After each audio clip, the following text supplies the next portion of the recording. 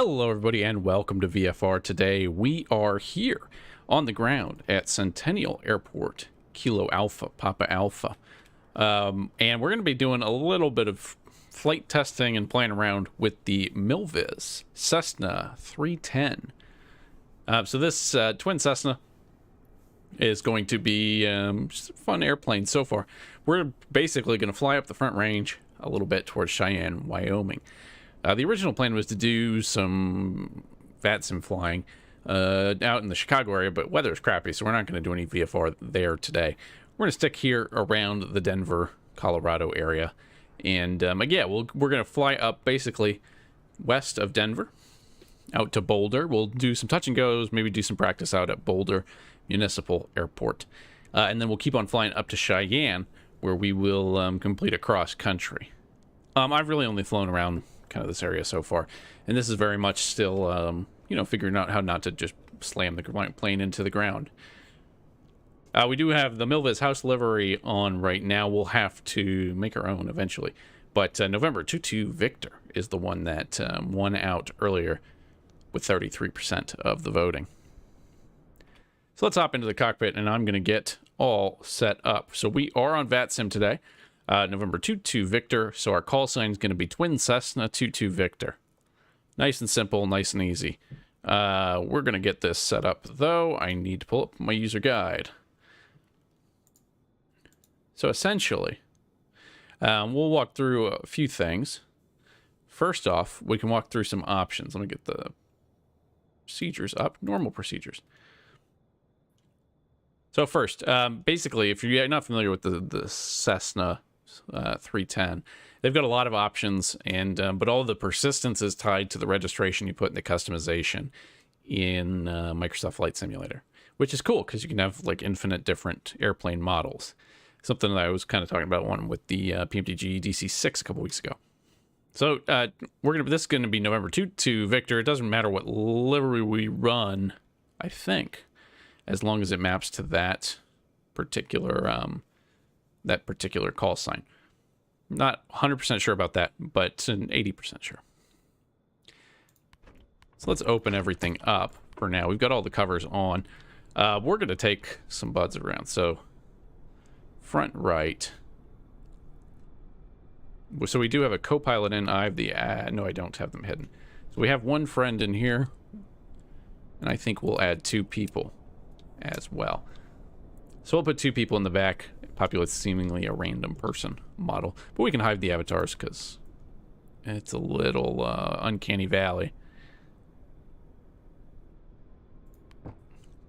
We'll also load up the nose baggage area with a little bit of baggage. I just haven't flown it very heavy so far. We have about 50% fuel in now and just a little bit of dirt on the outside, which is, again, one of those really cool features. You can really, there's just a lot of persistent customization stuff in this that is really, really pushes the envelope, I think. Now, as far as our options on this airplane, I'm treating it as a rental state right now, just for a little. I've flown around with an ownered one. We'll rent it for now, and we can switch to ownered later. I have individualized it, which means all of the components have a certain preset amount of wear on them. And we're also running the full realism setup. We'll see if that's too much for us, but I'm hoping that we can do that, unlike the Boeing 247. The other thing, I'm going to use the GTN 750 because we're on VATSIM, and that's, I think, the more capable free autopilot module than fumbling around with the GNS 530. But we're going to use the classic altimeter, or the classic attitude indicator. We're not going to use the G5s for this particular plane. Let's see, what else? Status. We can go ahead and inspect. I don't want to have any too bad. So we do have a kind of worn right spark plug, so that's something we'll have to watch out for. But yeah, so that's pretty much it. Just seeing everything loaded up. We've got some bags in the front. And yeah. So let's go ahead and close our doors and start rocking with the checklist. So thank you all for coming along again. We are at Centennial Airport, Kilo Alpha, Papa Alpha, just outside of Denver, Colorado. We are going to be doing basically flying up the front range to Cheyenne, Wyoming with a stop in Boulder. We'll do a little bit of practice around the Boulder airspace. It's an uncontrolled airport, kind of just outside of the Denver International Airspace. We're under the Denver Class Bravo now, so it will be outside of, there will be some airspace to talk about, but we'll be basically trying to stay out of that for the most part. Not that, so right now, no, Denver Center is not online. The only ATC in the area is Aspen, which is a little ways away. Okay, so I'm going to get the checklist out. Checklist is pretty important in this one too because of the persistence, and I have in rental state, which means that I don't know if it's done the first time or not, but from here on out, it will basically start in a random-ish configuration. There will be switches hit that maybe shouldn't be. So the first thing is we can remove our control locks. For cockpit pre-flight, parking brakes are set. All switches are off. So I like to run through this bank. Okay, everything's off. This bank, everything's off. Up here, you can't. There's not really a ton of stuff up here. And then you come in down to here, your cabin air, your amp meter. No, this is working right now, and that's just a fuel pump switch. So really, I mean, the bulk of the switches are right here. And then there's a couple more. I think I have some custom views set up for the fuel, which is already set to right and left. Okay, so that's good. All circuit breakers are in. So if they're popped out like this, that's not a good thing. We want them to be in. So we don't want to see any red. Fire extinguisher check secure. It's pretty secure to me. That has no action. Voltmeter, selector to battery. And landing gear switch should be down. It is. Now I'm setting up fuel left. Here your fuel, it's right down here. So we have basically, you can set it to the left main, left aux, or right main. And kind of the almost opposite on the right hand side. And we are already on the right and left mains, and that is what we want. And trim tab, we can set this for takeoff. So we'll go in the takeoff area here. All right, so let's get some electrical going. Battery master on. Should beep at us. And we'll just check all our lights. And this is actually important because your light, I think, may not be working.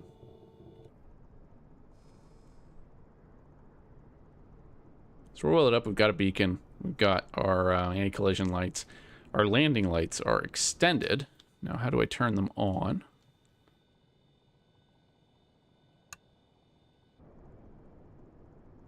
I guess that turns them on. So taxi lights work at least. That's better than nothing. And if I bring those back in, they're just off. Okay, interesting. And this is very much kind of learning, playing around with this. This is the second flying session I've really done with this plane, so it's not that complicated, really. It's a Cessna with 2 engines, so it's just a little bit, it's a hair more complex than maybe a Just Flight Arrow because you have 2 engines. But there's just a ton of options to mess around with. All right, so now we're getting into, I lost my train of thought. Navigation anti-collision lights are working, so we can turn the lights back off.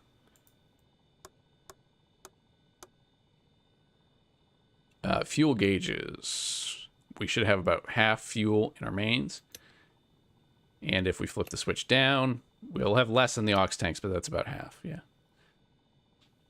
We could put our wing flaps down 15. And that does actuate. And then the checklist calls for pitot heat on for 20 seconds, then off. So pitot heat on. I imagine now you'd be checking pitot heat.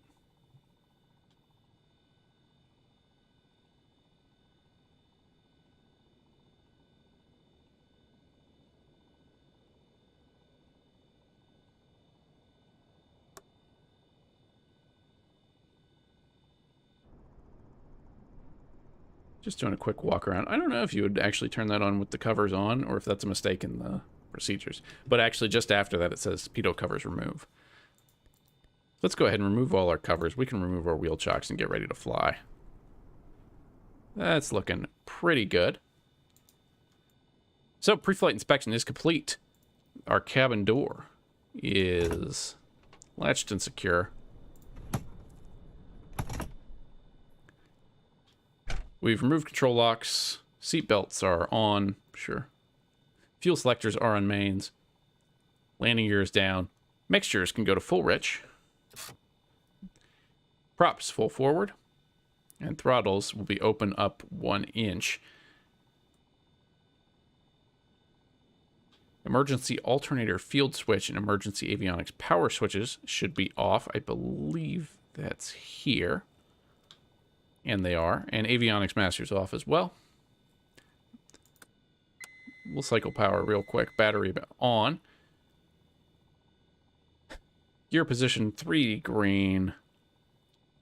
And then we could go around the horn and just check all these, make sure these light up. I've got alt failure. Yep, those are on. Overheat. Low fuel. So these are all working, which is good. What else? Cowl flaps locked, full open. So if you come down here, these are pushed in. So if you pull them out, that's closed. So we want the cowl flaps to be in and open. Cabin air, everyone's pretty comfortable as they are right now. We are at Centennial, so that is, weather's pretty good. 2994 on the altimeter. 64 degrees and few clouds. So 2994, we'll give that a little nudge. Wind is 7 knots at 010. So that is all set and ready to go. And I'm just going to be a good pilot and pull up the chart as well for APA.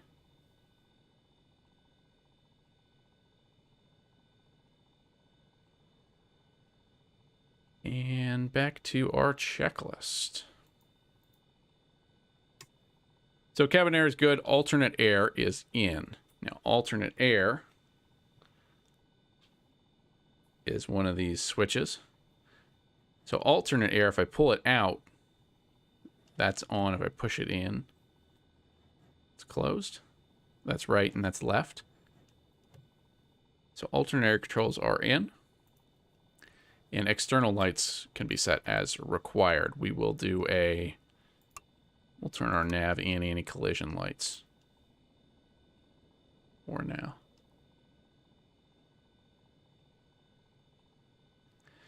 So we're down to start engines. Time to start them up. We will go ahead and start the left engine first, because that's how it is in the checklist. We can give a clear prop to everybody in the area. And then we've got to put our prime switch to the left. Press and hold the starter.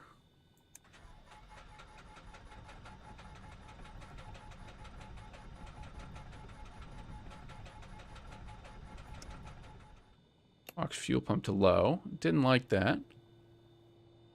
Oh, well, that would help. Magnetos need to be on. So magnetos on. We'll keep the left.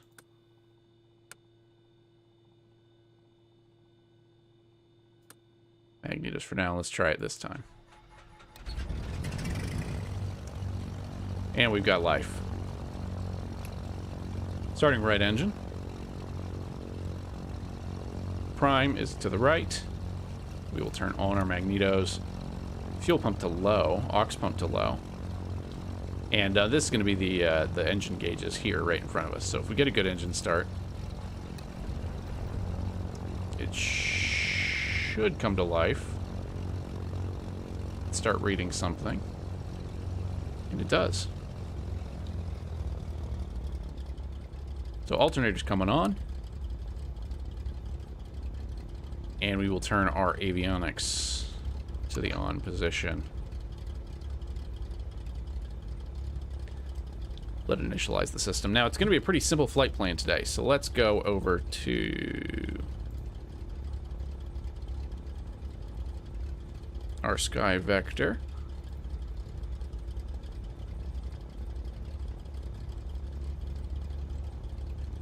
So, if we zoom out, I'm on the Denver fly chart right now, but if we go back to the World VFR, this is basically what we're doing. We're here, it's just south of Denver. Downtown's kind of out here. We're to depart APA out to the west. I've got a waypoint bruise dialed in, just so we know we're getting west of the Class Bravo airspace. Till we leave there, this section here, it's easier to see on the Denver fly chart. This class Bravo, it has a floor of 8,000 feet, so we need to stay below 8,000 feet departing just for a little bit, and then we'll come left. And this is a 10,000 foot, and then once we're out past Bruise, we're unrestricted. So we're going to fly up towards Boulder. We do have Rocky Mountain Metro here. We need to be above 8,500 there, otherwise we're clipping their airspace. And then we will go into Boulder, BDU. We'll do a little bit of practice out in Boulder. It's just a fun airport kind of out on the side. I think I have a freeway airport there. I'm not sure. And then we'll just continue on our way out to the north and just kind of keep flying up the Front Range to Cheyenne, Wyoming, KCYS, just to get it cross country under our belt. Just about an hour of flying with 110, and we're going to go faster than that. So let's call it 170, and that's about 40 minutes. So it's not a long flight. We'll do a couple more, especially if this goes well.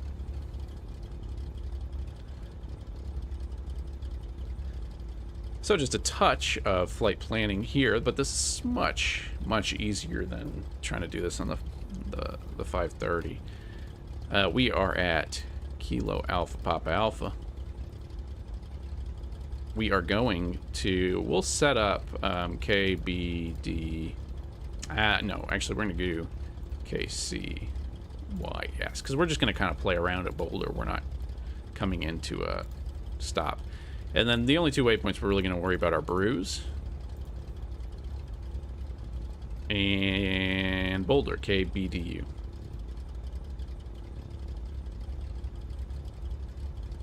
Alright, so that's pretty much it. And verify that that looks the way we think it should on our map. It does. Heading up that way. Okay, cool. So that is set up. We do need to tune in here. Unicom 1228. Unless Denver Center has come online. But it does not look like they have. So that's all right. Okay, so we're on Unicom. That's all set up. The other thing we can do to help ourselves is tune in the Denver VOR. That's going to be on 117.9. And that'll just give us a little bit of distance information to Denver. Or it should.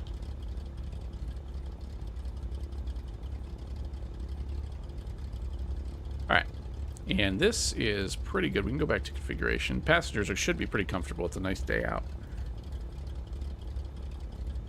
But that's another cool underrated thing, I think. The passenger comfort index. First time I really thought about cabin air. It's always been kind of one of those things you wave your hands and go, whatever. So it's not, super impactful. You can just ignore it if you want to. But if you're looking for like a gauge of how comfortable it is, it's kind of cool. All right. So we've talked through that. We're going to probably, so based on the weather, we're not super high winds, 100. So we'll come on 17 left. That's the long runway kind of here. It's really the dominant runway here. So we'll just taxi out via Alpha to 17 left, and we will depart out to the west. And again, on departure, we'll be staying below 8,000 feet. So we'll pencil in 7,500 feet on departure, and then we'll climb up to 8,500 feet once we're outside the Bravo. Okay. 122.8. And if we need some chatter, we can listen to, we try and listen to Aspen too. So that's pretty good. Let's run our before taxi checklist. So passenger briefing is done. Avionics master is on. We've set up our avionics. Lights, we can put taxi lights on. We're getting ready to taxi. We can extend the landing lights, because why not? Yeah, cabin temperature's good. I'm not too worried about that yet. I mean, it's a pretty nice day out. We may need heat when we get up a little higher, but who knows? And that's it. So taxi, we're going to add a little bit of throttle, take off the brakes, and go. It's not rocket science. And we are at Centennial, I believe. Yeah. And just give it one more check and make sure no one's popped online. All right. Centennial traffic, Twin Cessna 22 Victor, taxiing to runway 17 left via Alpha. We'll be departing out to the west, Centennial. All right, so parking brake off. We'll just give it a little bit of throttle. And taxi out straight ahead. And this is one of my favorite, this is one of my go-to GA airports. This is a freeware. You can get on flightsim.to. It's pretty good. But it's just a good airport to fly at. It's high altitude, relatively, but it's just a good fun airplane. It's a nice big runway. One of the busiest general aviation airports in the States in the real world. So it's where we do a lot of my GA flying testing. And it's just cool to also have kind of an international airport near you that you can also fly into. Let's see what Aspen's doing. 123.8. We'll see if we can get any of them. They're way out behind mountains too, so I wouldn't be shocked if we don't get anything. It's also not that busy. There is a VATSIM event going on. I believe that's a flying to Monterey, KMRY, which I'm trying to avoid because I'm not that familiar with this airplane. And we may still plant it onto the ground. I've done a few landings here at Centennial, but it's not. It doesn't feel forgiving. I don't know how forgiving it is. Which reminds me, we should get some Toolkit Pro going too. And we're squawking VFR. And that's about it. Okay, so keeping it rolling before takeoff. We're not going to worry about the run-up right now.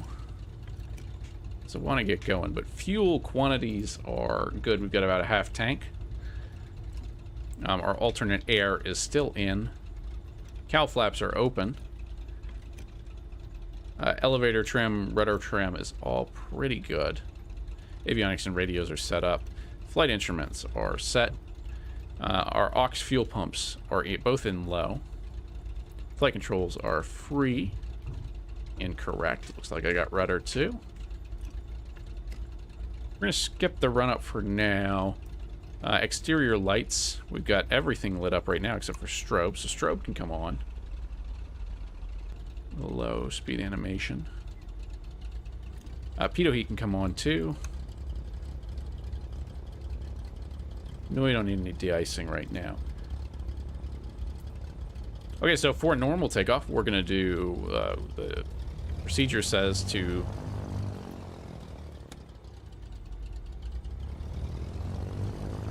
to throttle up, full throttle, 2,700 RPM, and we'll lean the mixtures a little bit for field elevation. We are pretty high right now.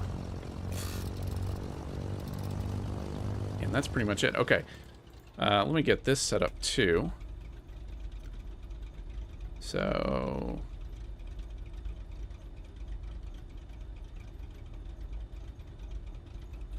and just again, make sure no one's on final for us. Not that they really would be.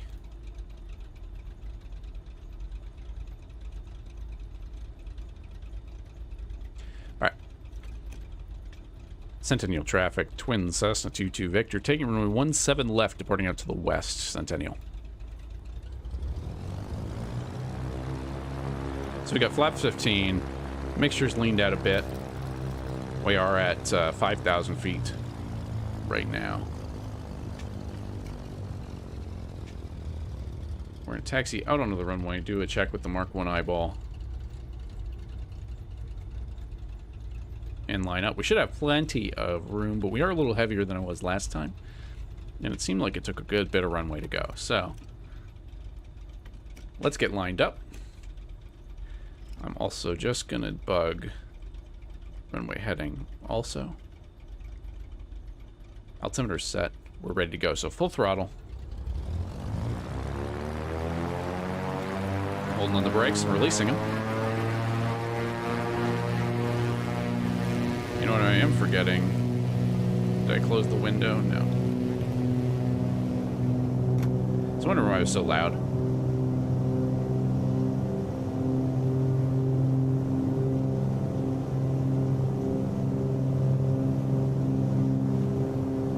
And now we're going to look to rotate around 90 knots.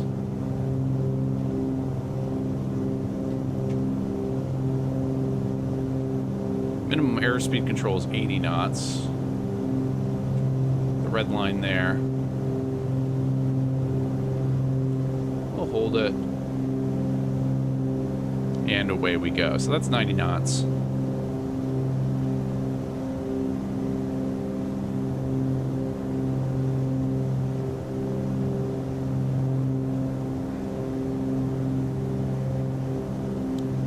Gear can come up. We'll bring flaps up as well. Get a lot of good squeaking with this airplane. And again, we're going to aim for about 7,500 feet.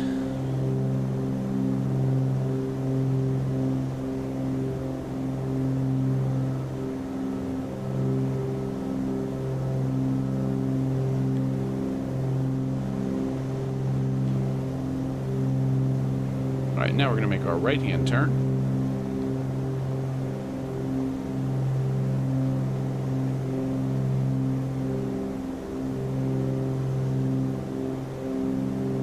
Centennial traffic, Twin Cessna 22 Victor is airborne, passing 6,500, departing out to the west. Last call, Centennial.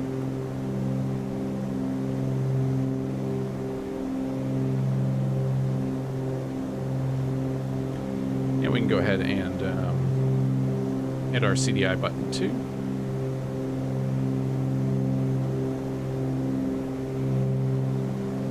Again, we're aiming for 7,500 feet.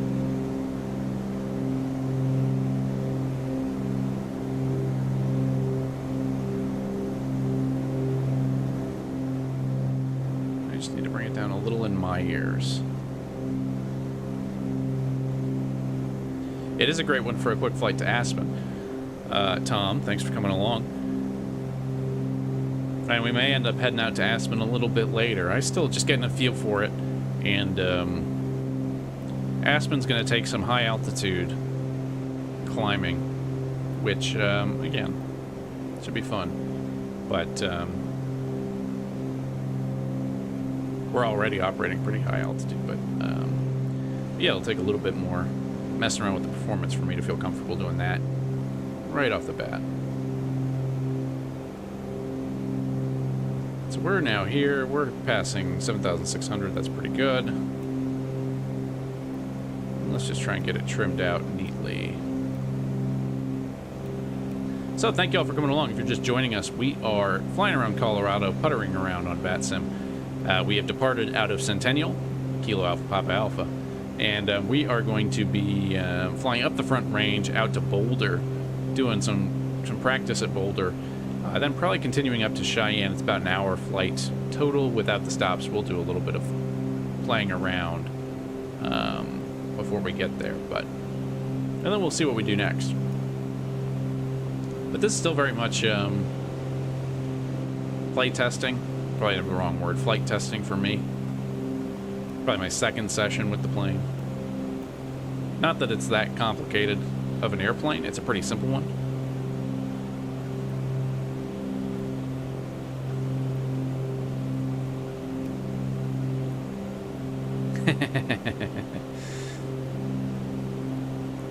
Yeah, it might be. I'm not feeling that brave yet. And there's real people on the other end at Aspen. And I can still plunk this thing down onto the ground pretty good. Alright, so we're up in the air now. There's probably some checklists we can run. After takeoff brakes, I didn't apply them momentarily, so who knows, they may fall off. Landing gear is up, red light is off. Our wing flaps are up. We're not climbing out anymore, and we're done with takeoff, so we're going to go ahead and turn our aux pumps off for now.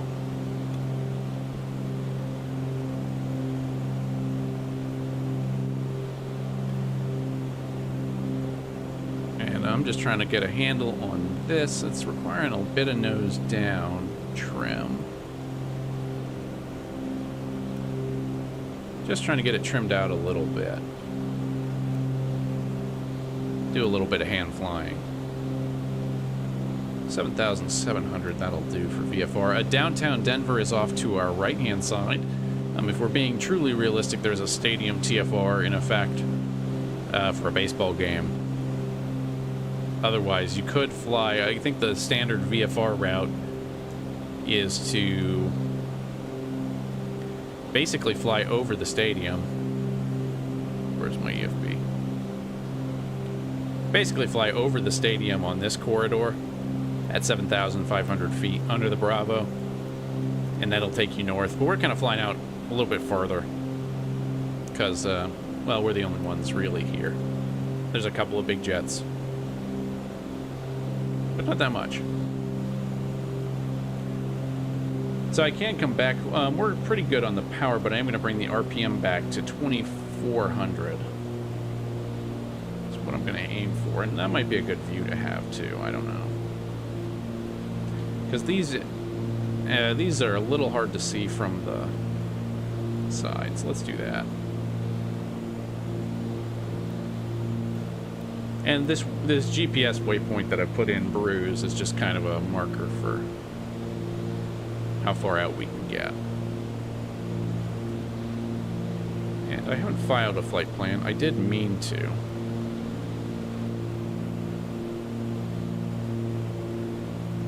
But we might make this right turn,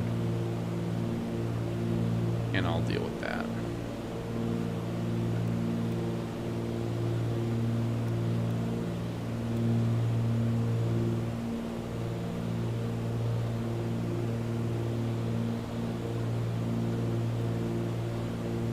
But I suppose we are outside the Bravo. So let's go ahead and we're going to keep our power basically full out. We're at 2,400. I got to lean. Probably stand to lean it out even a little more. And again, we're going to aim for 8,500, maybe 9,000 feet. As we come across the front range. And that does kind of make Aspen a challenging flight, if only because there's not that much room out of Centennial or Denver or really any of these airports to climb before you start hitting mountains, especially in an airplane like this that's not turbocharged or anything. That's what'll really get you. And so I'm just going to preset my heading mode too, because I know I'm going to go to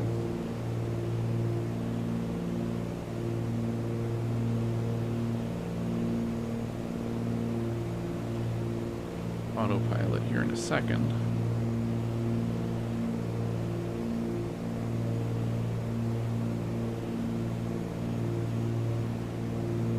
And there is 9,000 feet. So let's slap it into autopilot mode. We'll hold altitude. And I will go ahead to heading mode as well. It's calling for track of 24347, so even a little more. But that'll do while I file the flight plan. Okay, we're going to be VFR today. We are going to be KAPA to KCYS. BDU can be our alternate. And we've already departed, so 0000. Could be about an hour of flying. Cruise altitude 9,000 feet. And we don't, I mean, there's no requirement that we have to file a flight plan for a VFR flight, but it's good to do. And what did I say? Bruise, KBDU, and then KCYS.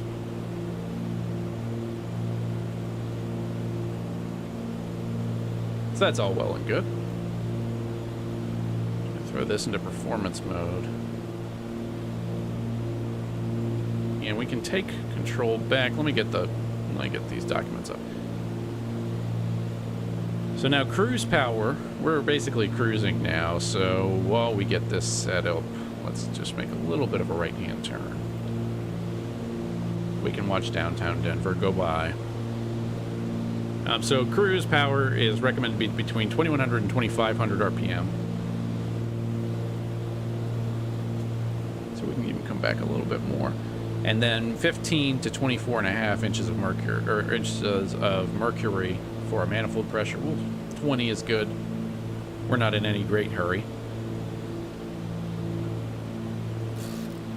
and that was peak right there, so that's pretty good too. And we can also try climbing out a little bit as well. That's pretty good. Okay. Cowl flaps are open. Propellers are synchronized, I believe.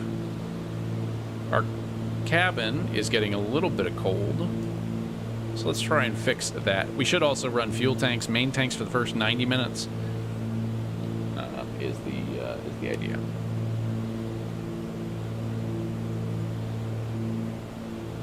Okay, so... Well, I need to go look at what we actually have to do here. So if heating and defrosting is required, we could use a little heating. Our cabin air knobs need to be open.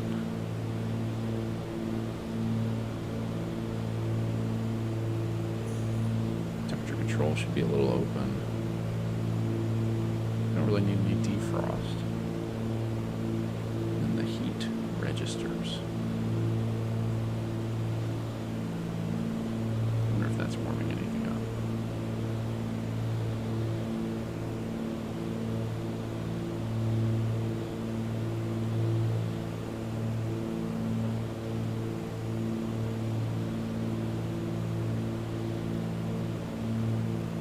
So we need cabin heat switch to heat, I guess.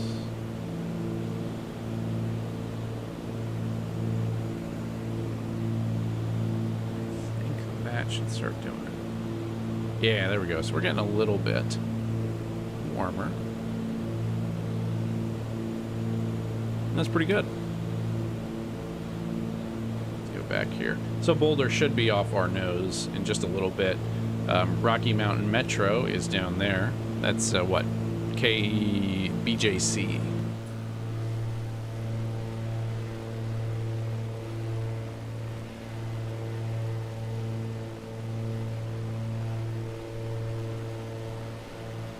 As we cruise on by, looking outside, we can probably bring our landing lights up now too. We can retract our landing lights. I don't want to take away from our speed. And we're also, we can see we've got the Denver Vor now in our DME here. So we are 25 nautical miles from Denver, which is good. If we're within 20, we know we'd probably be under a Class Bravo shelf. And we'll keep an eye out for Boulder out here. We will, again, we'll do some pattern work. Let's pull up the METAR TAF for this thing. So let's pull up the METAR KBDU. We do have a slightly strong wind. 12 knots, 280. 10 miles visibility, no ceiling, 2901, 70 degrees Fahrenheit. So let's see what we're working with. KBDU. Nothing? Okay. So we'll have to go off, figure out what KBDU.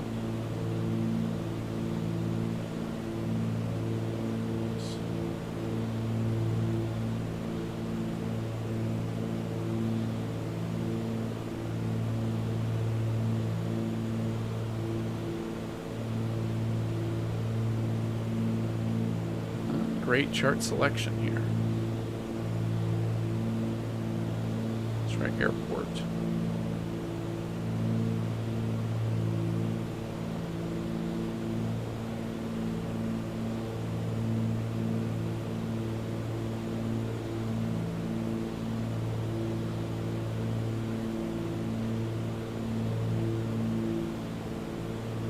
All right, anyway, it's an east-west runway. I don't know why it doesn't have a chart. But it's not a particularly big airport. I believe that's it down there. So we're a bit high. We'll kind of go out to the north side, circle around a little bit, come back, and we'll enter the pattern. Again, wind was 12 knots, 280, so we'll probably want to be landing west. But we'll do a little bit of flyby now.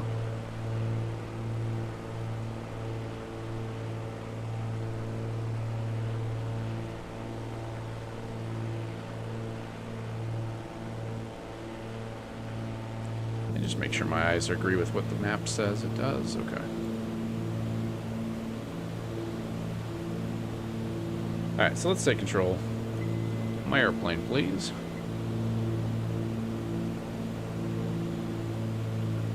And we can start a bit of a descent. So we'll nose over a skosh.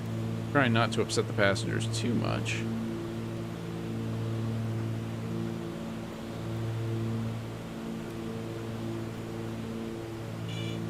We don't go all the way back, so we'll keep it about at a low of 15. Prop RPMs back a little bit too. Now, field elevation at Boulder is a whopping 5,640, or no, 5,288, I think. So 5,288. So we'll be aiming 1,000 to be 1,000 feet above that. We'll be aiming for 6,200 feet.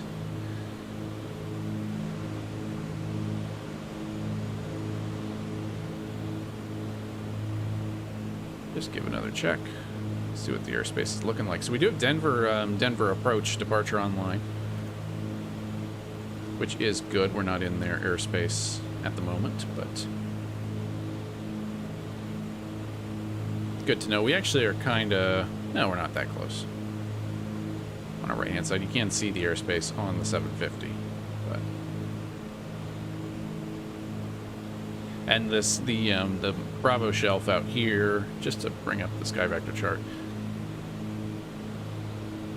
is a floor of 10,000 feet. So as long as we're below 10,000 feet, we are not in the class Bravo. And I mean, that's one of the reasons why we're flying on VATSIM tonight, is not even so much for the other traffic, especially with VFR flying. I find the VATSIM is just helpful to actually force yourself to limit how you limit yourself and how you deal with airspaces. Sometimes it's easy to wave your hand and clear yourself into an airspace without actually having to do it. And VATSIM's just a way to force yourself to actually operate in a real airspace environment, whatever that is. Which is why we're doing that. Kind of here on a quiet night where there's not too much going on.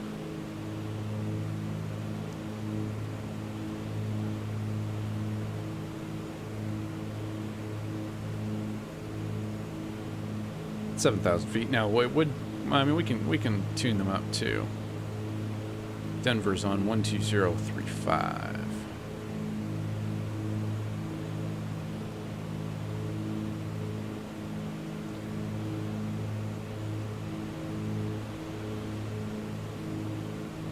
So we can zoom in a little bit here too.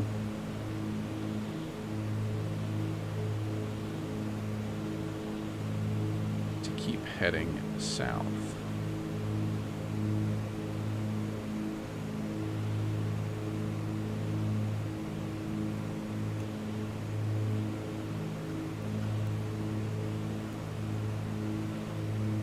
So that's 6,900. 6,500 ought to do it for us right now.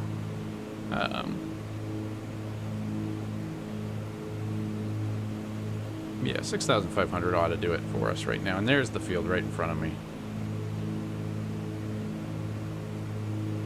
So we got to lose even a little more altitude, though.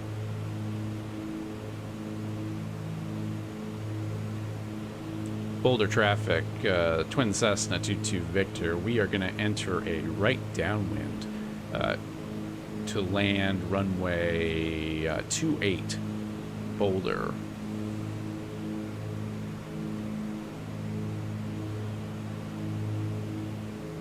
This will be a long and kind of fast downwind. I'm not sure we'll be able to actually do this. I mean, if anything, we're kind of past that point at this point. But that is all right. We are below the first flap speed, and gear can come out at 138.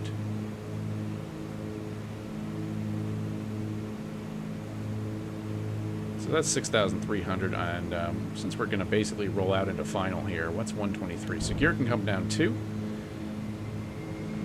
There's the threshold. We'll extend a little bit because we're coming in pretty hot. I am going to go ahead and give it some more mixture. Bring the props back full forward. And then this is an airplane that isn't gonna control itself. It's also an airplane on landing that I find is not super prone to floating.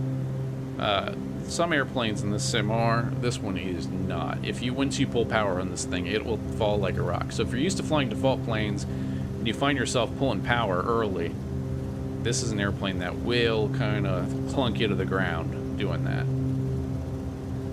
But again, that's also a function partially of the landing gear itself and the design of the actual landing gear. We're getting a decent wind. I don't know if we're going to make this. We might be a little tight on the airport. That wind is stronger than I thought. This is actually going to work out all right. We're low, but that's fine.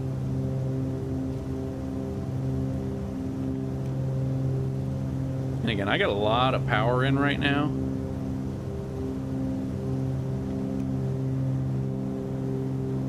And we are, you know, just barely maintaining airspeed.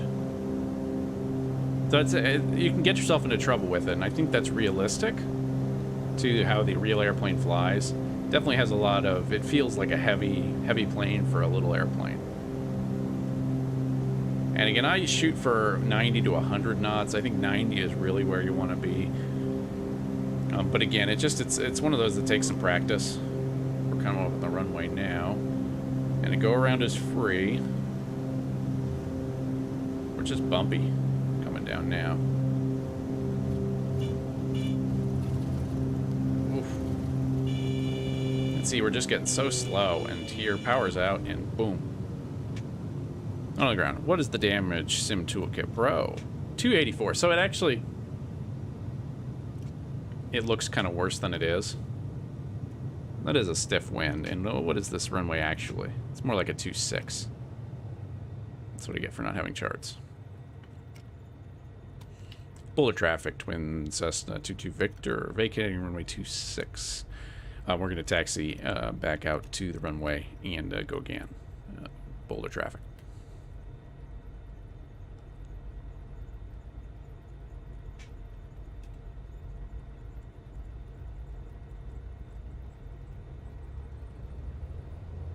So again, it feels worse than it is, but it's a flight model that takes a bit of practice, even though the airplane isn't that complex, and it's not an old, weird airplane, really. So that's kind of cool. That's something that I enjoy about it. It's one of those that'll take some. It's just, yeah, you got to manage your speed on final. You get real slow real quick, and it doesn't just pop back. Sebastian, looks like you came just in time. You did for a near crash.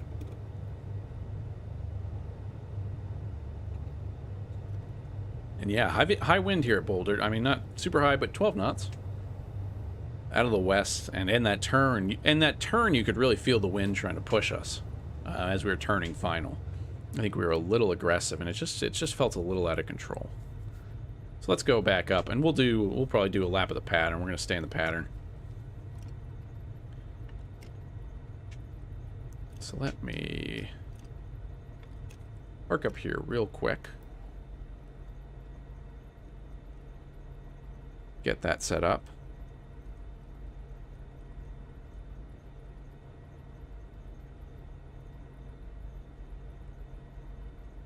And so now we're going to go do some touch and goes. All right.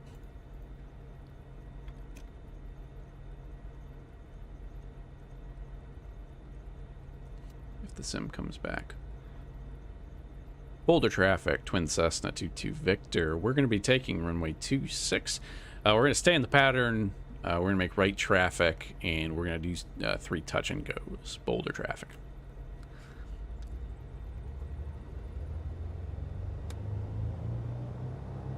And once we get out here, we'll bug the runway. Should be something like that, something like 2.6.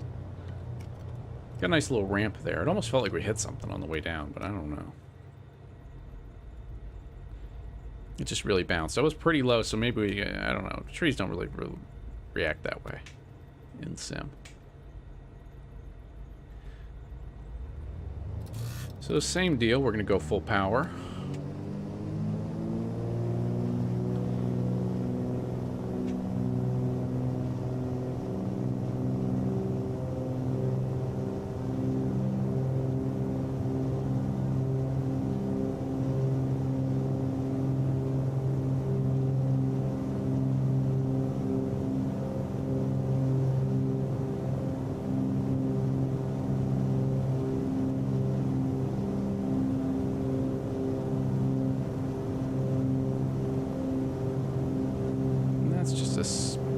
bit hairy. So we are pretty heavily laden. We've got 2 adult humans and bags. So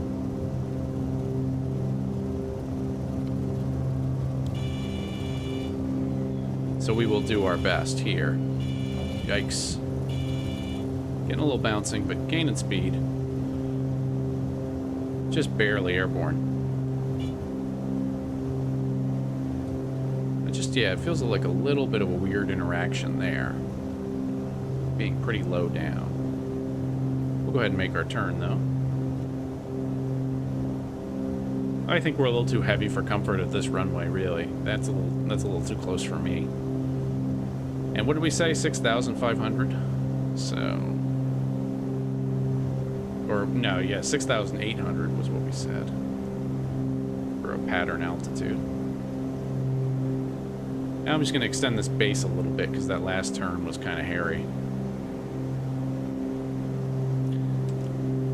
Make sure we got flaps up. And just again, just try to level out just a little bit. Try and be smooth.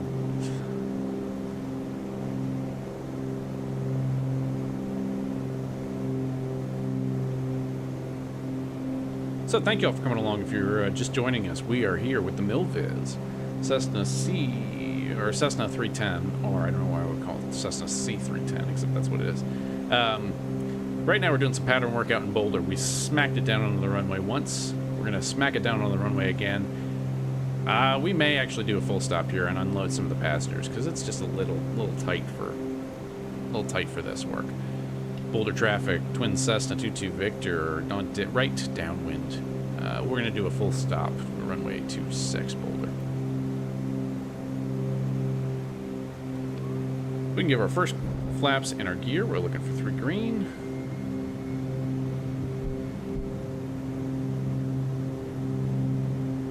And we're just at 6,000 now. I'm misreading my altimeter, so that's not helping.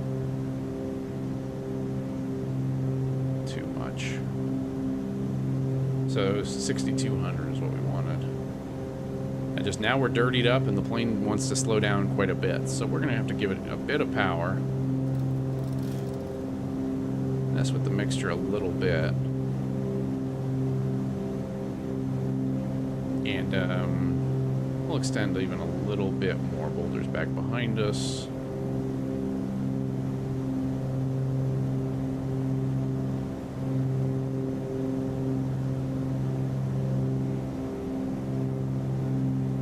Again, it's not a complicated airplane, but the flight model is challenging, I think. It feels like a much heavier airplane than maybe you expect.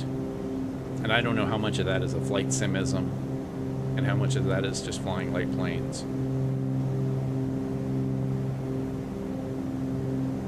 But still, it's much more nimble than something like a DC-6. And we've got 3 green, we've got 15 flaps now. Once we roll out on final, we will go full flaps. Boulder traffic, twin Cessna 22 Victor is on a right base 26 Boulder. And there's the runway. Overshot it again just a bit. It's alright. We've got 1 white, 1 red. We're doing much better this time around. So we can let the nose drop down. And then the other thing is fully configured. It does kind of naturally want to sit at that negative 700 feet per minute, which is a pretty standard approach speed. So if you are well set up, it feels much better. So if you're well set up and you're kind of where the airplane wants to be, you're fully configured, it will kind of want to naturally go to that 3 degrees rule of thumb. But if you're fighting it, it doesn't. And again, we're going to shoot for 90 to 100. If we're between 90 and 100 knots, I'm pretty happy with that, generally speaking. And we're getting a little slow, and as you pull the nose up, you just lose speed. And we're losing altitude a bit fast. Those trees are getting a little bit big. We're just a bit slow, so giving it some power. Not a ton of power. You hear that stall horn going off, which is a little disconcerting. Here we go.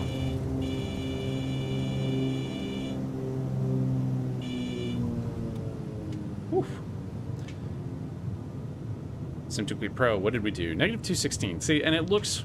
The other thing is, it looks worse than it is. It's, the landing gear is not very forgiving on this airplane. So it really clunks to the ground, kind of naturally. But again, just that losing that speed on final is what I want to work on. And just managing that speed, trying to keep the speed up a little bit, but you just feel like you have a lot of power in. What do we wanted to do? I wanted to tell some people to get off this airplane, because we are a bit heavy. Max takeoff weight's 5,500 pounds. We're at 4883. But we are at somewhat high altitude. So I'm going to politely ask our passengers to get out, so we don't hit any trees on departure.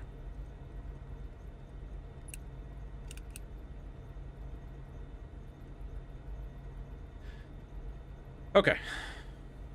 Boulder traffic, Twin Cessna 22 Victor, vacated 26. We're going to taxi back around and be departing here shortly. Not being a very good pilot communicator.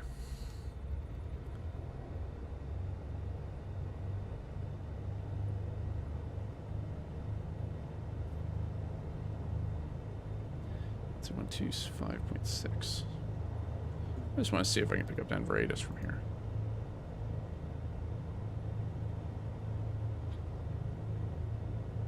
It's not appear so. And does this work on vPilot too? It does. Okay, cool.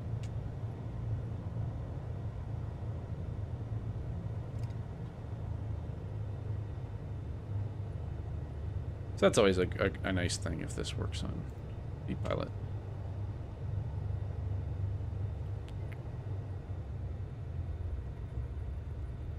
Okay, so I think we have to hit monitor. And that's a GT. I don't know if that's coded into the GTN 750 or the actual plane. So, yeah, thanks for coming along. We're just puttering around in our Cessna 310R. Gonna hold short of the runway here real quick. Put our brakes on. GPS, so we can go back to nav there and clear out that. That way I actually have control. Okay, cool. So on this takeoff, we should be a bit lighter. We can keep our flaps at flaps 15.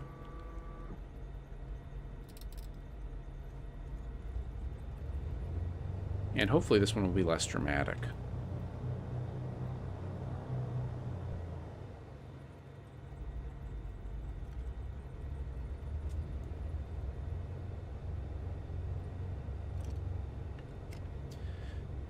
Boulder traffic, Twin Cessna 22 Victor, taking 26. We're going to stay in the pattern. We are going to do stay in the pattern, right traffic, do a touch and go, Boulder.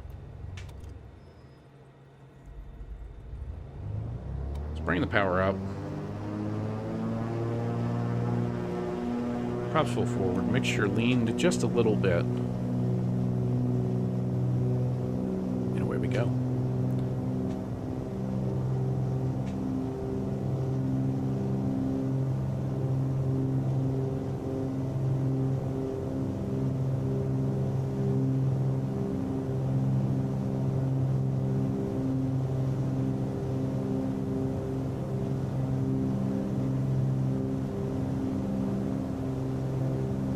Back a little bit. It didn't really want to rotate on me there.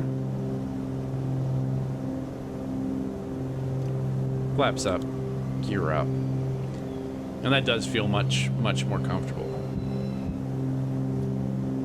And it's a GA plane that you're probably going to be a little weight limited. So again, we're looking for 6,200 feet. Let's start a turn. So you will be weight limited. I mean, that was just with 2 passengers and baggage that we took out, and it's amazing how much better it feels to take off with. So if you're doing short field ops, stuff like that,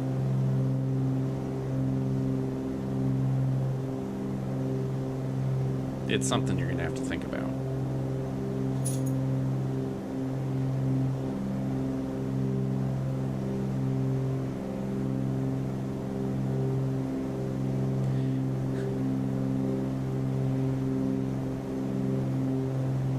No, Snip, you're right. The plane does look fast. It's got a fast look to it. I mean, it's the whole nose and the kind of small engine thing. It's got a fast look. It is fast. It's just not a heavy lifter. I mean, it can do a respectable cruise speed. I mean, 180 is pretty good.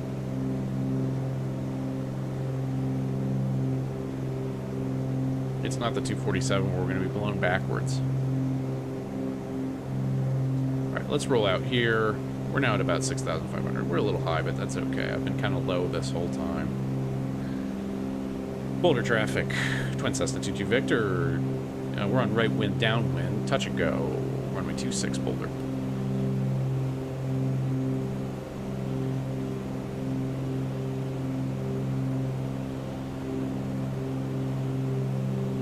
And now we're getting a little fast, so yeah, if you're light and nice and light, you leave the power in, it will get fast on you. But we can go ahead and give it first notch of flaps, and then once we're below 138 knots, we can give it gear.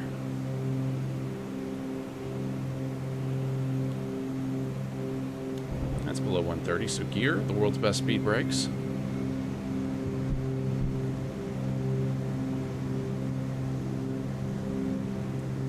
Got the runway over our shoulder. We will continue to extend a little bit and just kind of arrest our descent a bit too. So sticking around 100 knots. Once you get down to 90, if you're really riding 90, I mean, for a max performance landing, probably, but once you get down to 90, it's not long before you're riding the stall horn. All right, so let's make a right-hand turn. Boulder traffic, 22 Victor, right base, touch and go 26 Boulder.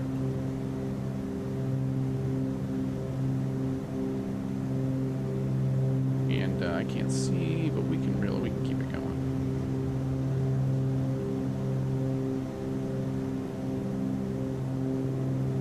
And then yeah, so if you pull the power out and leave it, it's a lot of the power is at the top of range, so I'm really not moving my throttle a whole heck of a lot. So that was a little rough. But yeah, the difference between 20 and 25, it all just feels very forward on the throttle. So that might be an axis binding issue for me more than anything else. So flaps 15, we're rolling out so we can go flaps, full flaps. Give it some power.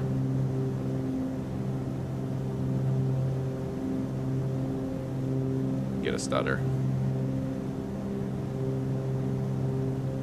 And now just kind of let it settle. Come down a bit. This is okay. It's getting bumpy. There's one red, so let's go ahead and make it more like 500 feet per minute. Now, touch and go, we're going to basically just bring the flaps up and go full power once we hit the ground.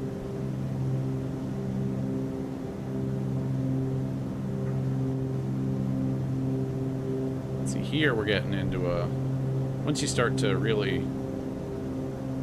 It is an easy plane to start pulling back on the... pull back on the stick. And just fight it the whole way down. And here we go. Here we are. So a little bit of a float, little bit of a float, little bit of a float. We're down. That was a hard landing. Oh, yikes. Oh!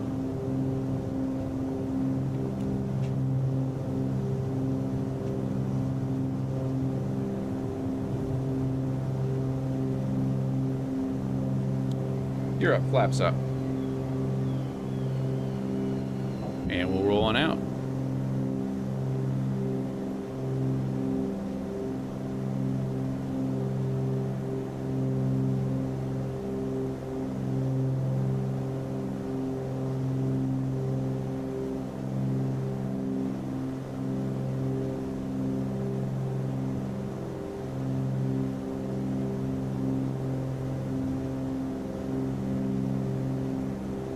Alright, we're going around now. That's 6,000 feet there. So yeah, the float on landing, I probably put too much power in at the end. Let's go ahead and roll out here and just keep climbing up. So it's not a super complicated airplane. It's got a lot of cool features. And the flight model, I think, is really fun in that it's challenging for a small kind of GA airplane. Sometimes these planes are kind of easy to fly.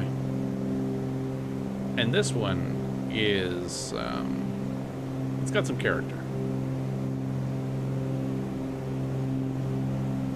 Just because, yeah, you get down to low speed and it gets kind of unstable. All right, did I bring my flaps up? I did. Flaps down. Boulder traffic 22 Victor, right base, touch and go, Boulder.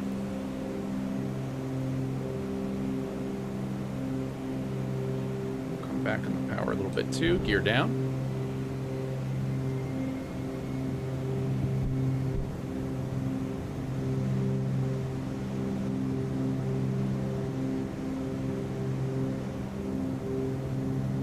Just trying to maintain altitude at this point.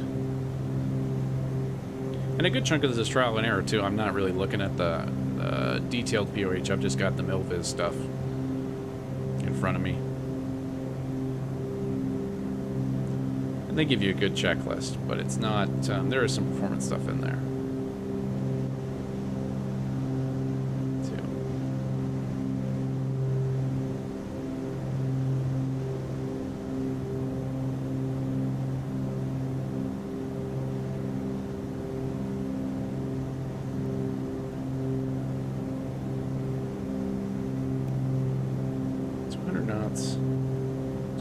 Base, Boulder traffic, 22 Victor, right base, touch and go, 26 Boulder. We're down to 90 there, and that's kind of where it gets dangerous, is these kind of steepish turns at these low speeds. That first one was really dicey.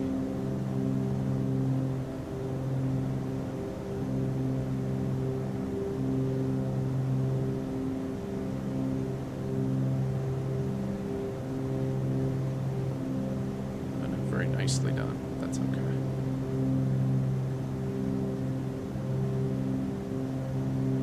That's what we'll roll out. We're a bit high.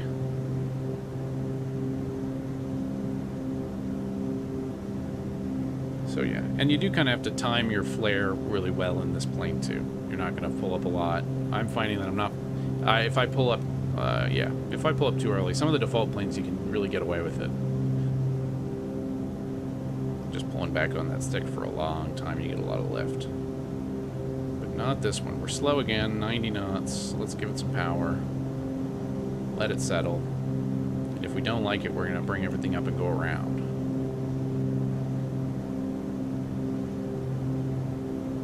So we're full flaps now. It's bumpy. Keeping it down over the threshold. There's the threshold. Bringing power back. Just a decent flare. Flaps 15.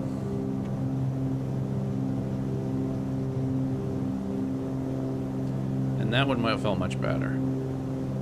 Gear coming up, flaps coming up. I do like the squeaking, that's good. Just looking at something.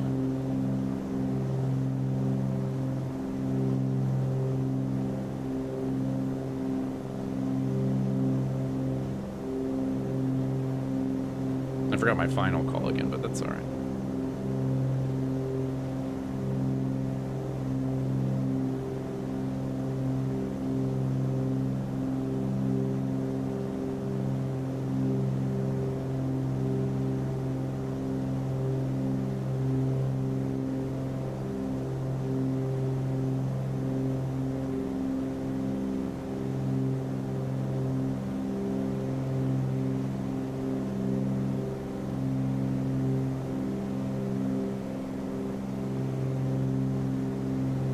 There's 6,200. Let's level it off. Start coming back on the power.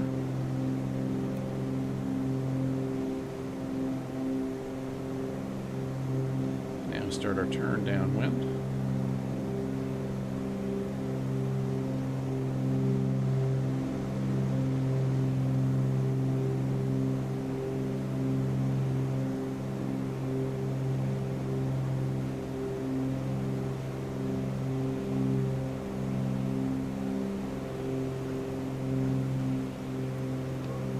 Flaps 15, right about 130 now, so gear can come down. Got the field off our right. Boulder traffic, Twin Cessna 22 Victor, right downwind. We're going to do a full stop at 26 Boulder.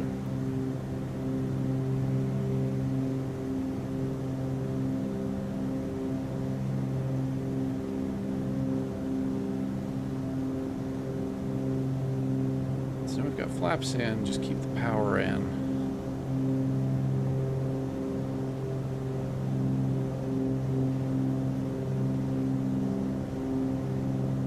Keep that speed up.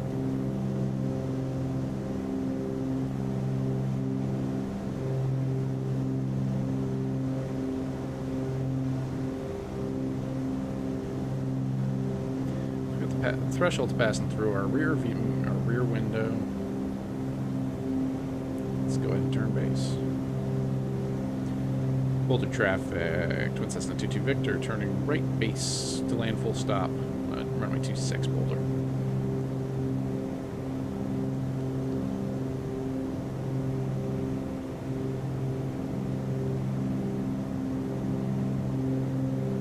Alright, roll out just briefly here. Get a good look at the runway. We can go flaps. Again, just keeping that power in, maybe even a little more than I think I need. Swing it in.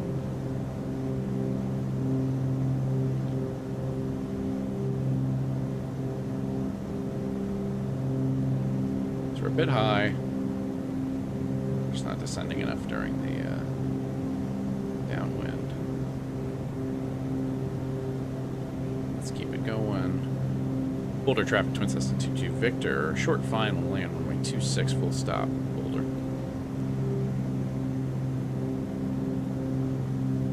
And we're aiming for 100 knots, so let's keep some power in. Fix the lineup. It's going to get a little bumpy. We do have 3 green. Woof.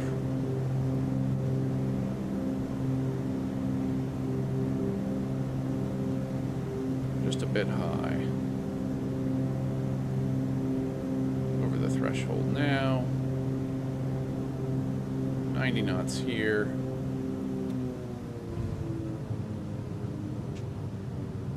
Not much of a flare, too much rudder. Let's not crash our plane. And we'll just roll out.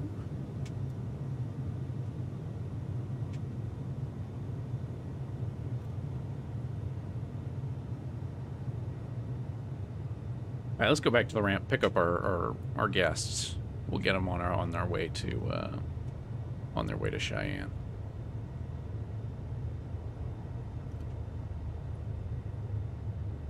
I think that probably should have been on his boost pumps.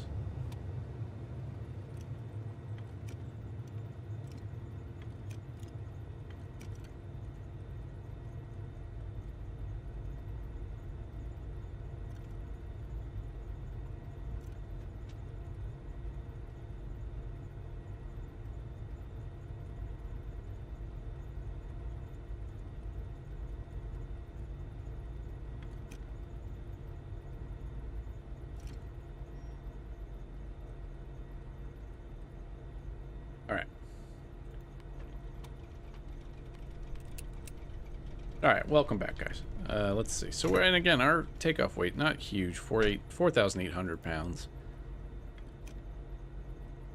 We're at 25% on these tanks, and we've got about 16 gallons in the other 2 ox tanks. So we'll start burning some of the ox tank here on once we get taken off here again.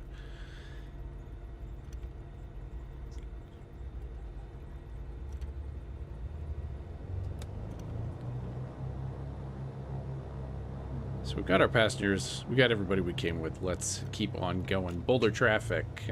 Twin Cessna 22 Victor. We're taxiing to runway 26 via the taxiway. Boulder. I don't have an airport chart, so I don't know what it is.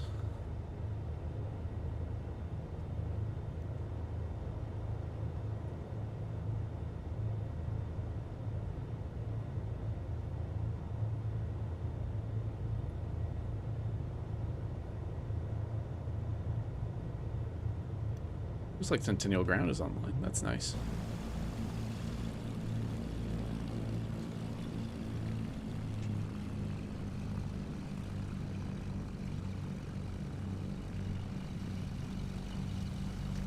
So that's the CTF. So I must have a custom scenery in here. That's pretty cool.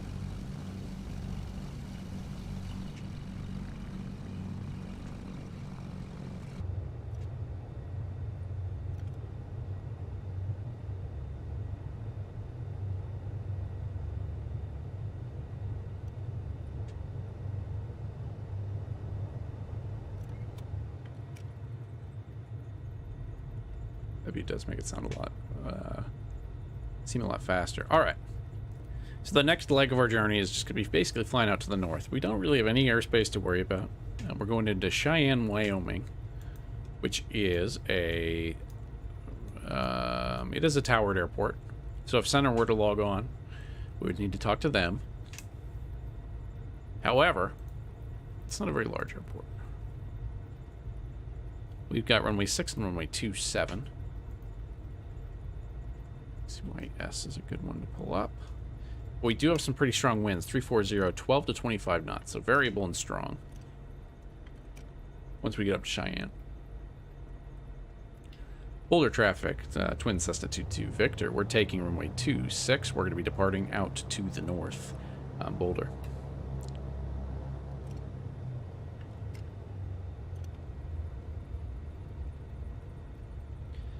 We're going to go ahead and knock this back over to GPS. And hold on the brakes. Full power. We're going to need every bit of it.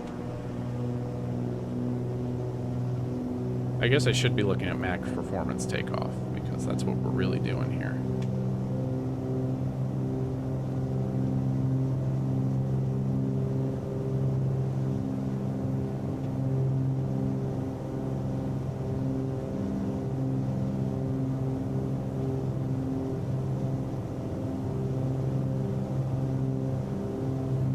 Back on the stick now, nose wheel is off.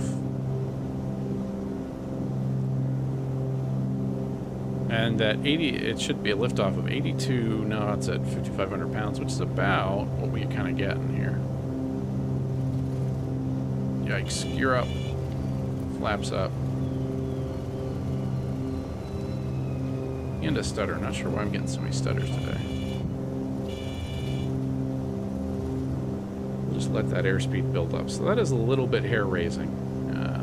Just a heavy takeoff here. I'm sure you can squeeze more out of it, but... Whew, and that's with two people, not even two people in the back. So we'd probably have to lose some fuel and baggage if we got brought along another two people. Nominally 6-seat airplane. But again, that makes it kind of fun, really, because you gotta make some choices as the pilot. That in a more powerful airplane, you may not really have to. Or those choices aren't as apparent. For all use cases.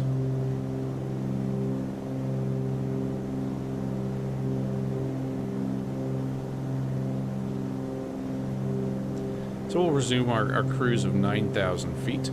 We'll keep it kind of max performance climb. Again, we'll be hovering around 100 knots on the climb out. And then above 12,000 feet, we should go to low aux pumps.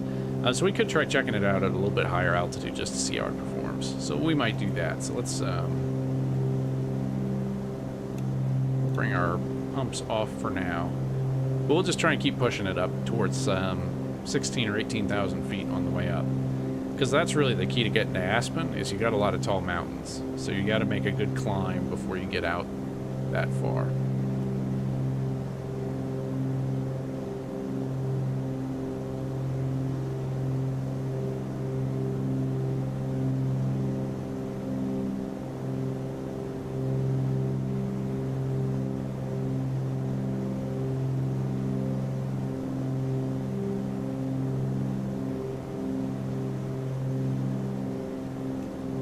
Come left, I think it's 008.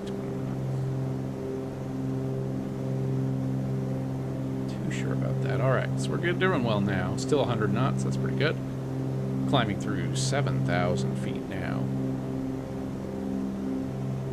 Making a vertical speed of Good about evening, 1,000. Denver ground. This is a mic check. Team Romeo Foxtrot here, 5551, clear. Ground, MSFS. Yeah, so people tuning in on ground. It looks like on we're tuned to Centennial ground at the moment, just for a little ambiance. Denver ground was offline. All right, so we'll begin our climb out. So 3,000 and just I should Delta also. 8346, requesting IFR clearance to Salt Lake City. So we'll do our news Delta up. 8346 Centennial Current, answer request about Trim. I'm just trying to use the trim.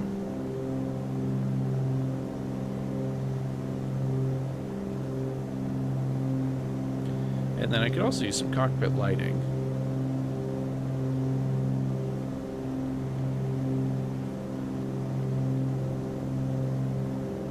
If I got it.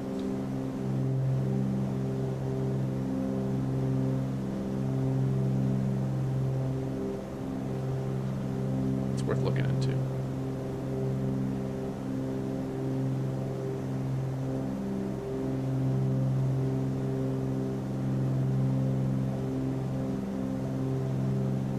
Delta 8346, have your clearance inside, ready to copy.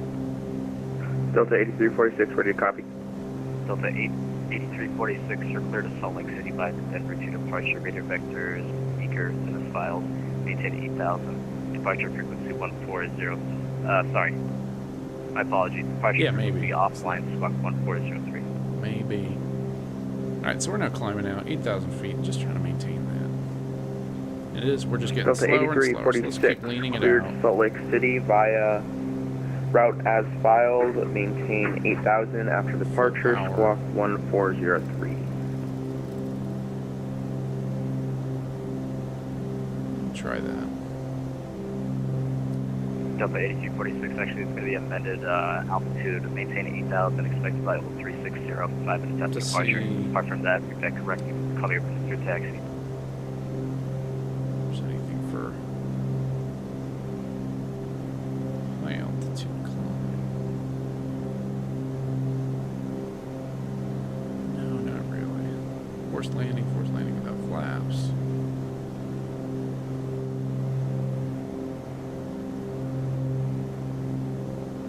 Team Romeo Foxtrot ground, we're going to do one more touch and go and call you back when we're ready for taxi. You're supposed to be on 12220.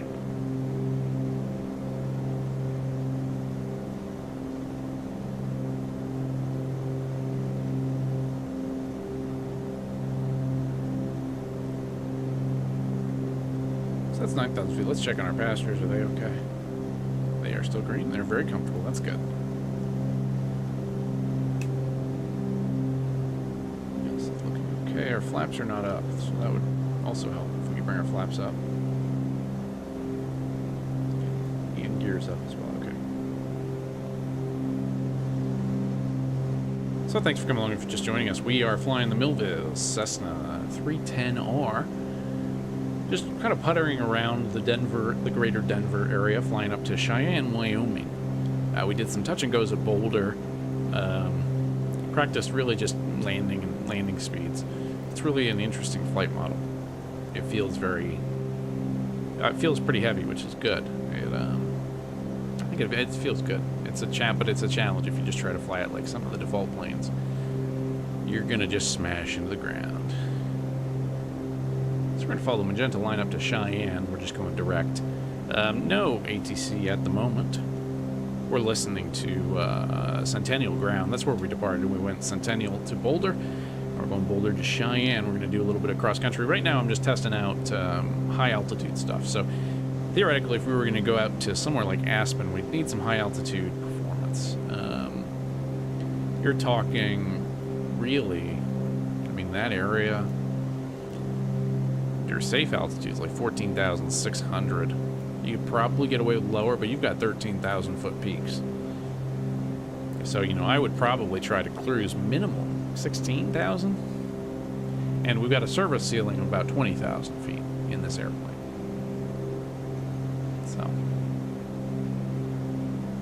So it is pushing it just a little bit, but it does help if you take the flaps out. We're climbing with power full in. We're leaning out. Can even try a little bit more.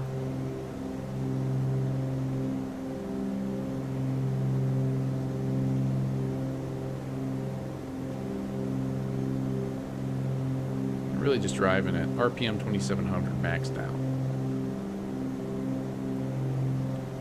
But still climbing at a good rate of about 1,000 feet per minute. This is not something that's going to rocket up into the sky. Climb at 2,000 or 3,000 feet per minute. Yeah, at the end of the day, it's a small plane with 2 engines. But it doesn't feel overpowered. Maybe like I'd say a DA-62 feels like it has a lot of power and it will really take off. This feels, I don't want to say underpowered, but you do have to be smart with the power you have. Delta 8346, ready for taxi. Delta 8346, confirm squawk 1403. Delta 8346, my bad, give me a second. Again, this is probably my second session with the airplane right now, so it's really just for me at this point about feeling out the flight, feeling out the flight dynamics. Delta 8346, walking Messing around with 1403, ready for taxi.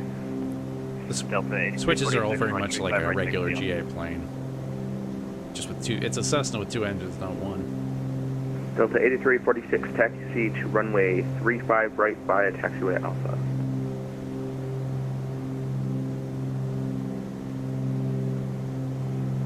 Flying up the front range north of Denver.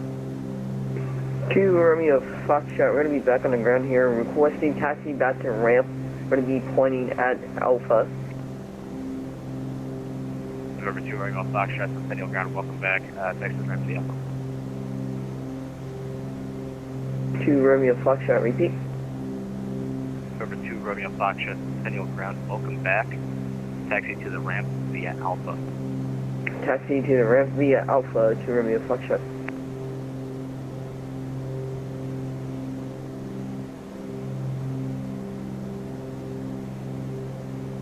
Sebastian says no state saving, no problem, pedal to the metal. 2 Romeo Foxtrot. Yeah, this is a rental. They'll fix it. Is the way I see it. November 2 Romeo Foxtrot, just confirm hold position for now. Confirm which ramp right taxi to. Alright, so we're hitting 2 Romeo 12,000. Foxtrot, we're going to be ramp taxiing back to the ramp that we were previously at before. Roger, November 2 Romeo Foxtrot. So, this is a pretty good illustration, though, of what we're kind of fighting with.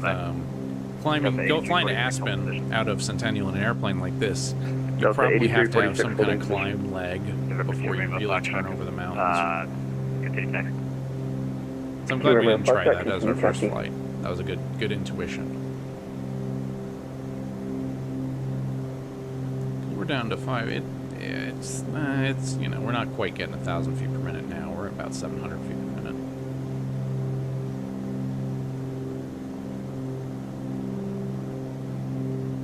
And we've got about 50 miles to Cheyenne. Lots of room too to mess around once we get out there.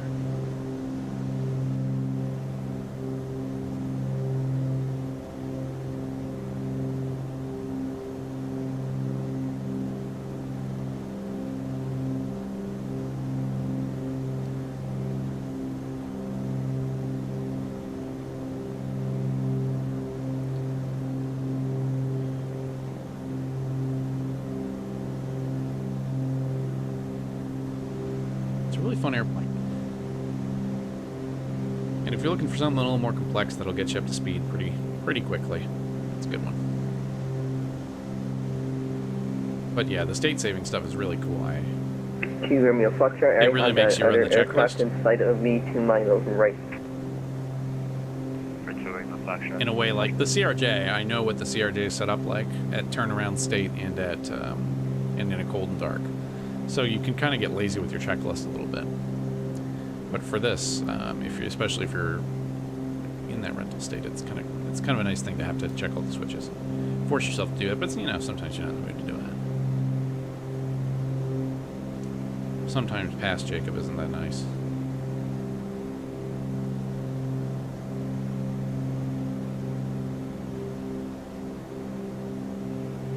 So we're passing, what, 12,500 now. It's laboring a little bit at this point. Probably keep leaning it out. 46, Nope. text. Delta 8346, continue taxi.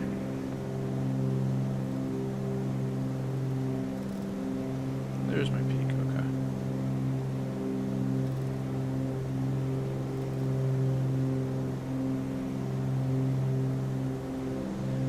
And this is, truth be told, why I fly the turbo arrow out here more than the traditional arrow. Same kind of reason. If you're doing a lot of mountain flying, it's just tough. It really is something you have to pre-plan.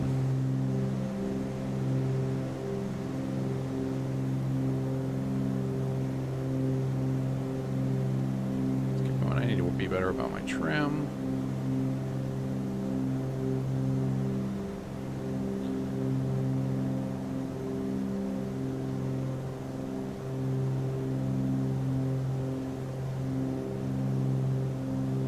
We can push it, but we're getting a little slow now.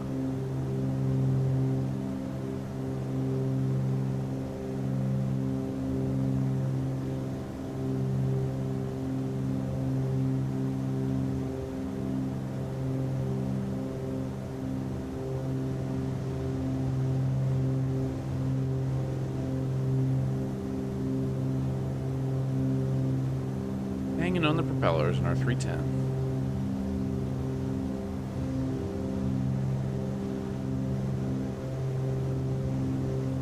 But this is really why this is a cool area to fly to. I really like flying around Colorado just because you have the mountains over this way.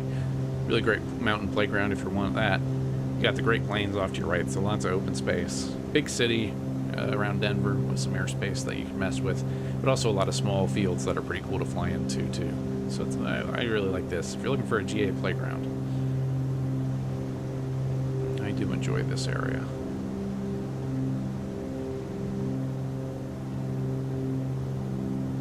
Bit of a stutter there.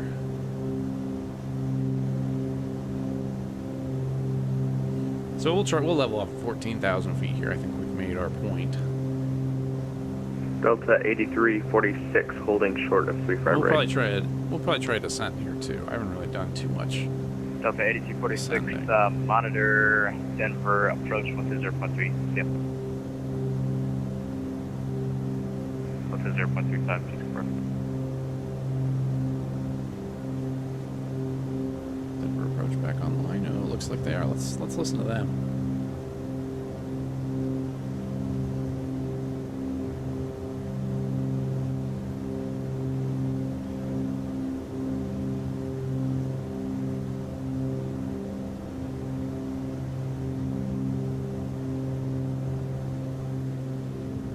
Oh, yikes. What happened there?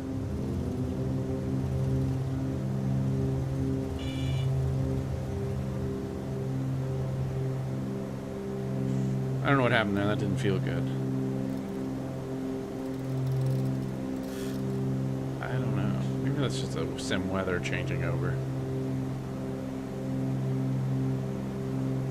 Or it's just really turbulent. Who knows?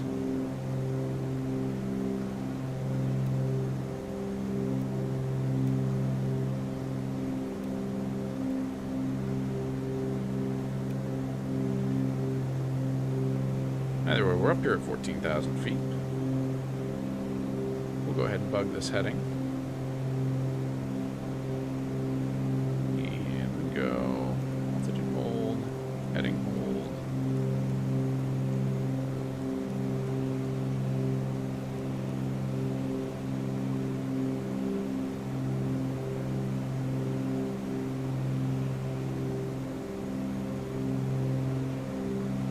And that'll be pretty good for now. All right, so we're cruising up to Cheyenne. We're gaining a little bit of speed here. That's pretty good. See, we're just so low in our manifold pressure. We're gonna come back on our RPM just back to 2,500. Put it in the, and then the arcs are pretty well set up too. I mean, if you're in the green, you're good for cruise. I'm gonna shut off my engines.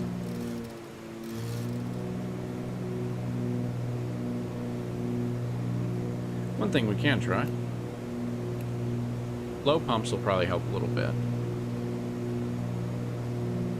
And I do want to go over to our other fuel tank.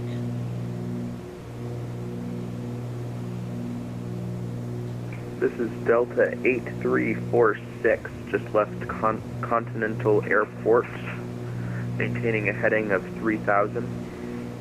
My apologies, 8,000 feet. Delta 8346, Denver departure radar contact. Turn left heading 320. Turning left heading 320. So we're in our ox tanks now. I don't know why my AGT's gone all the way down.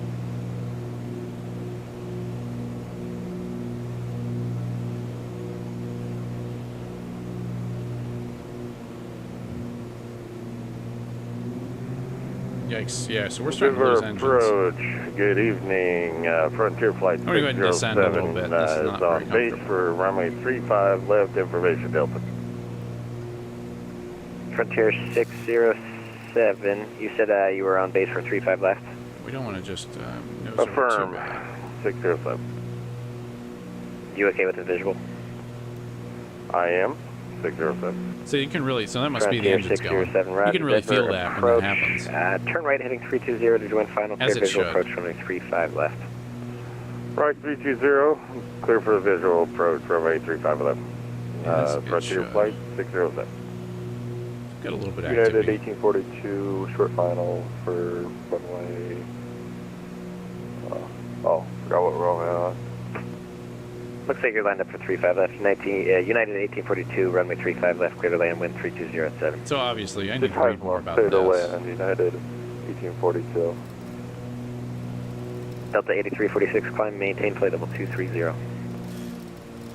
Delta 8346, climbing and maintaining flight level 230. May have lost our gauge. Denver departure, American 1255. It was requested land for clearance to Monterey with information Delta. American 1255, Denver departure. Good evening. You are cleared to Monterey Airport via the course 6 departure VOAXA transition that is filed. Climb via SID, departure on this frequency, squawk 0647.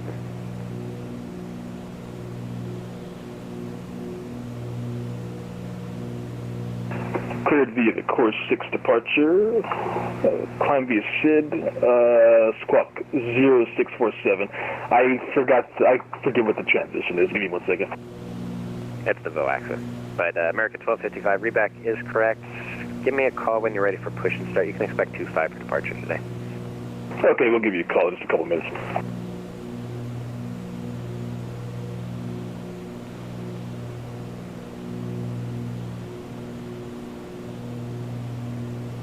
United 1842, welcome to Denver, exit left, unable taxi, Mike to the ramp. We'll see you.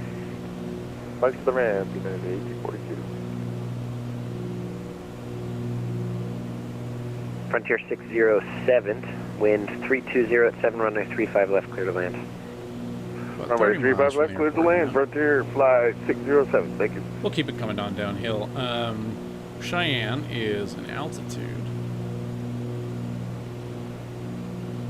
Delta 8346, clear direct 6,000 Meeker. feet, more or less 6,200. Delta 8346, clear So we'll aim for direct Meeker, thank you very much. 7,200 on the way downhill.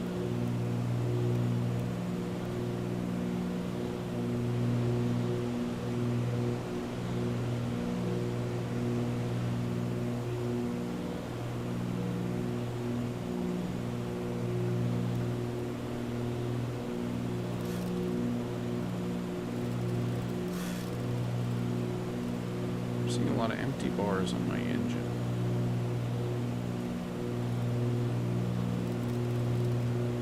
Which is somewhat concerning.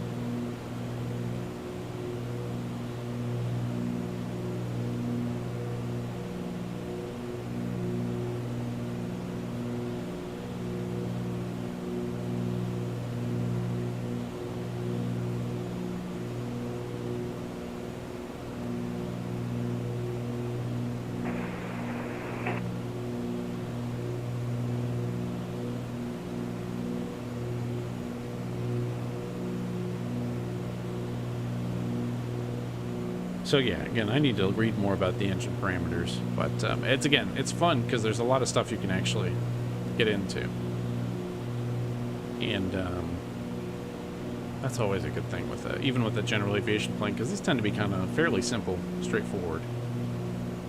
But that doesn't mean that the sim can't have depth. Denver departure, American 1255 is ready for pushback and start. American 1255, push and start approved, push straight back, stop the first line, advise when ready for taxi.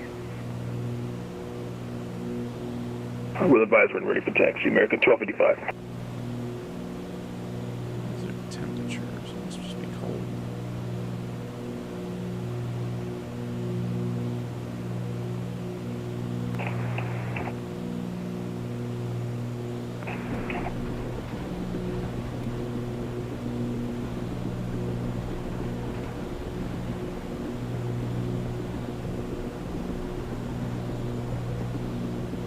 And weather is going to be pretty windy at Cheyenne. Let's see. 14 to 19, 340. At 927, so we'll look at the 27. Runway 27, it's a nice long runway.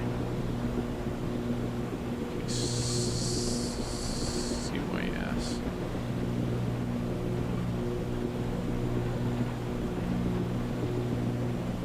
And that ought to do fine. So 27, so we'll basically kind of keep it. We'll come in. Probably do similar to what we did in Boulder.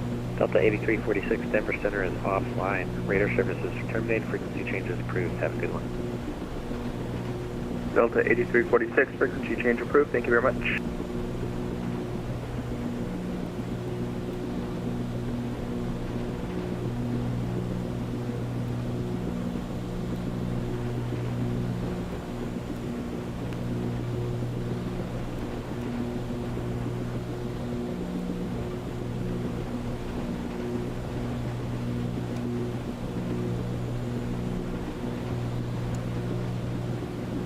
Prop de-ice just in case. I don't think we would have picked up any ice, but who knows.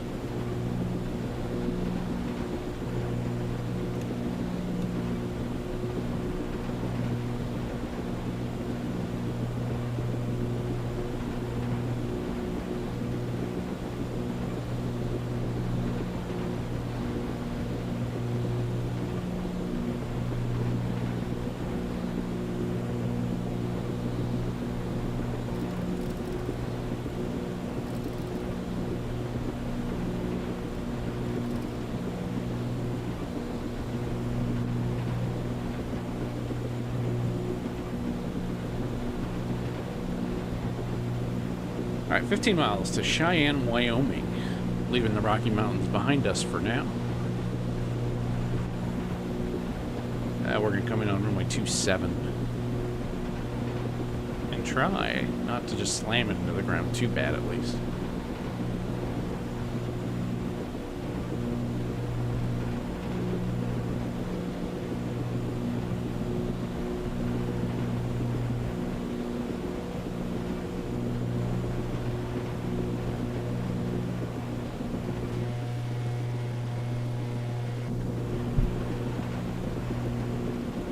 And when we get down to the ground, we'll see what kind of damage we've done. Legion 498. It's on the green. Stand by.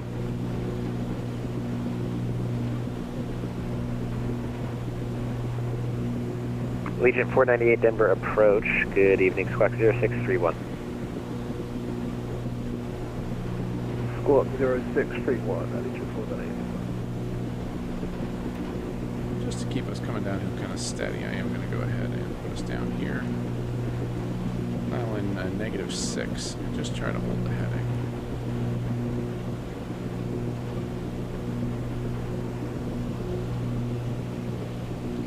Check on our passengers.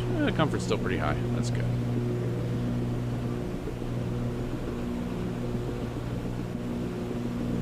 We've got Denver approach on 120.35. They're controlling Denver airspace around Denver International where we kind of left. That's pretty much it. It's a fairly quiet. Again, there's a VATSIM event going on in Frontier Monterey. 607, welcome to Denver. Taxi to the ramp via Mike. Okay, MRY, cool airport. To the ramp via Mike. Have a good one. especially for Frontier regional Flight stuff. 607. Legion 498, radar contact 55 miles southwest of Denver International. You can expect the ILS runway 34 right approach. We bring our I RPM left back just a little too. runway 34 right approach. Expecting Legion 498.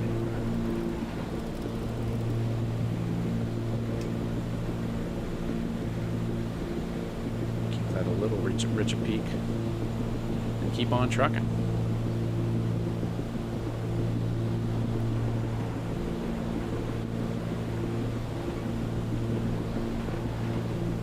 We're about 7.8 miles from the airport. We should really be able to see it at this point. Just off our nose. I don't know that we do.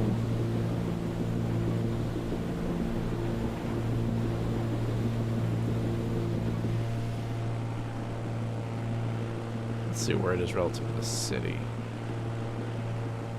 Oh, it's kind of on the back half. So out here somewhere? We'll keep on coming downhill and figure that out. Up, here we go. We got it. So here we are, runway 27. 127, it should be Denver here. departure, American 1255 is ready to taxi, runway 25. American 1255, runway 25, taxi via So we're Golf. going to keep descending. We're going to climb over the field. Taxi via Golf, runway 25, American 1255. Bring our power back a bit and just start slowing down because we're way too fast for this.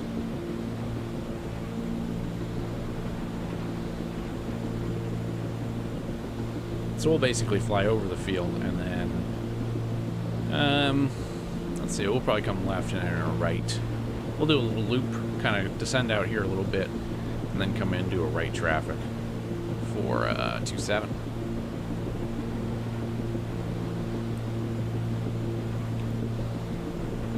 Cheyenne traffic, twin Cessna 22 Victor. We're passing over the field 9,000 feet.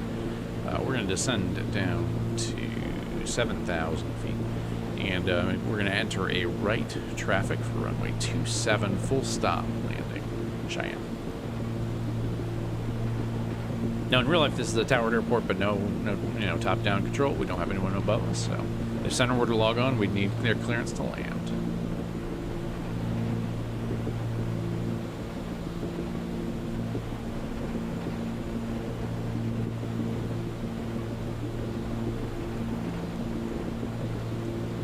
Lots more power. Just keep coming downhill. And then, yeah, we'll kind of turn out and probably follow this interstate back in. Legion 498, turn left heading 070, descend and maintain 90,000. Vectors 4 final. Left heading 077, descend down to 9,000, vectors 4 final, Legion 498.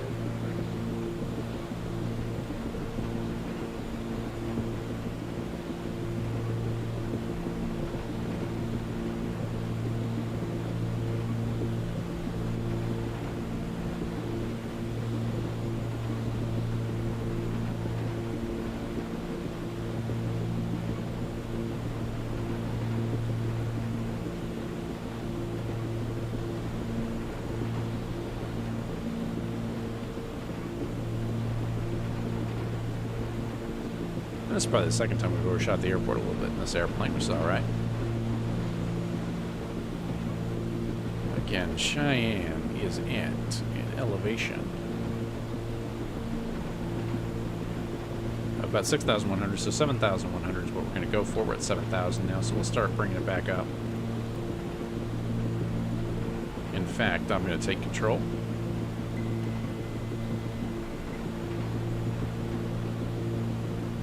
We'll fly. We're probably much lighter here. Let's see, how much do I have in my main tanks? So we have plenty of fuel in the main tanks. So let's go ahead and yikes. Go back to our nope, other way. Go back to our main tanks. That's a little disconcerting. I'm definitely not doing that right, but again, there's stuff to learn, which is nice. We can probably richen it up a bit.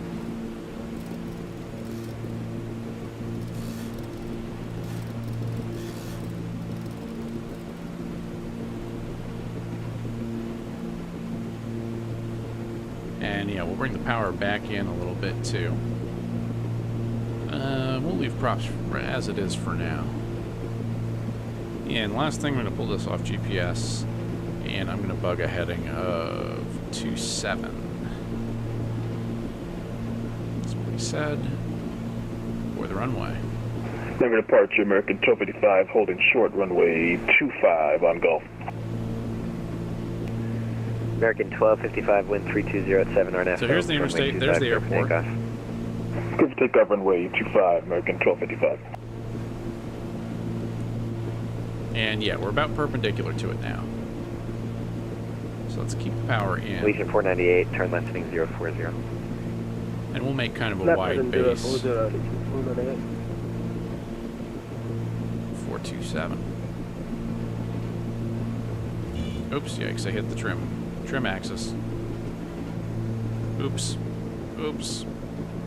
That is the one thing that bugs me about the trim axis. I have a hat switch on my joystick and a trim wheel on my joystick.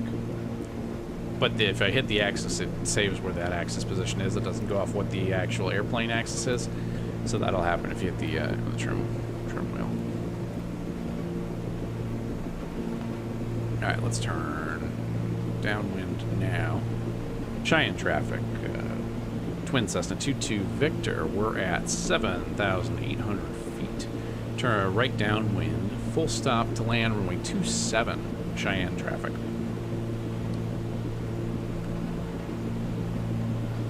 Let's keep the power coming out, or let's keep speed coming down. 150 now, so we can give it the first notch of flaps. And then again, below 130 to be safe, we can bring the gear out. That will aid us in our slowing down. And already, I mean, just burning off a lot of that fuel in those wingtip tanks, we do feel a bit lighter. There's 130, gear can come out.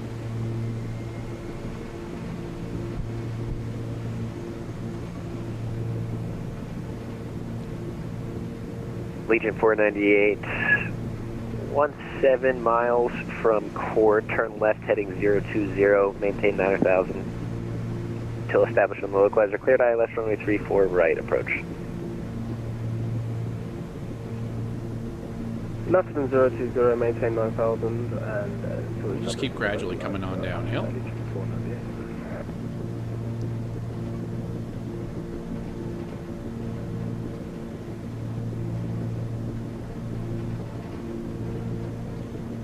Keeping the power in 100 knots. Let's start our turn. Cheyenne traffic, Twin Cessna 22 Victor, turning right base to land full stop runway 27 Cheyenne. American 1255, radar contact, say altitude passing. American 1255 is climbing through 6,500. American 1255, roger, climb, maintain flight level 230. 3 white, 1 red, that's alright. Climb, maintain flight level 230, American 1255. And now's the time to keep some power in. But again, if you just jab the power in, you're going to float. So just gently, just enough to maintain your airspeed.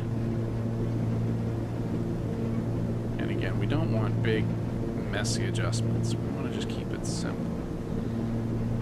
Cheyenne traffic, Twin Cessna 22 Victor, short final land runway 27 Cheyenne.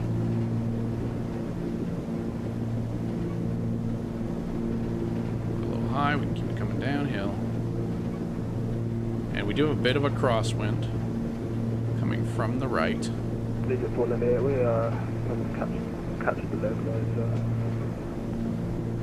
Legion 498, roger. Wind 320 at 7, runway 34 right, clear to land. Good land, runway 34 right, Legion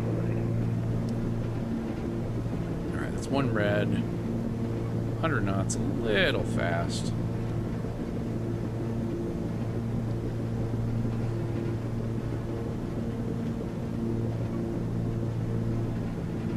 Coming in now.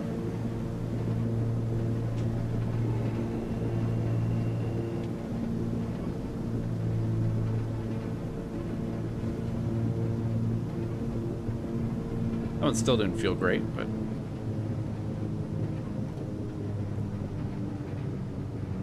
but that's negative 85. So, you know, if you're looking at outside, or if feet per minute is what you care about. Flight 747's out of 193 descending alley. We got Delta. Frontier 747, Denver approach. Thanks for Delta. You can expect a visual 35 right.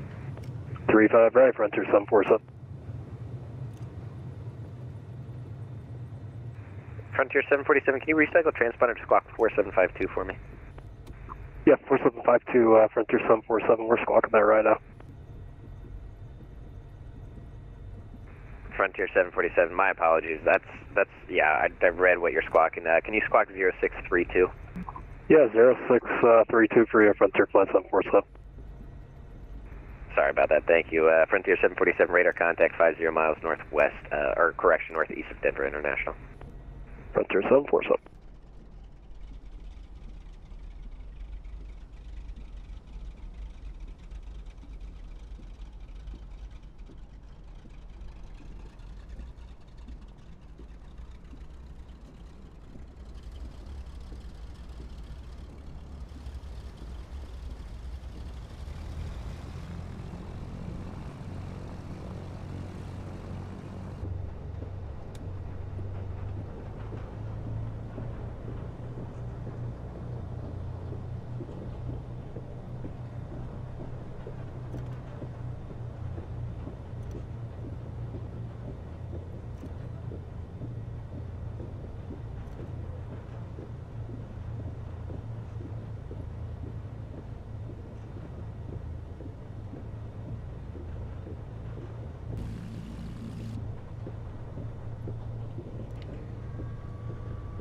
Alright, so I will be interested. We made a radio call. I had my mic muted. But we will, I'll be interested to see what this inspection thinks. I feel like we're limping in here, but who knows. I don't think these gauges are working right. I don't know enough about them to say conclusively. Things may have iced over, but I'm not sure.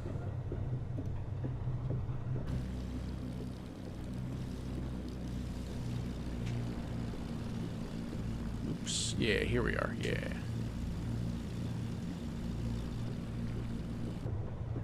Alright, so we'll turn here, cross 3-1, and head into the ramp here and park on up.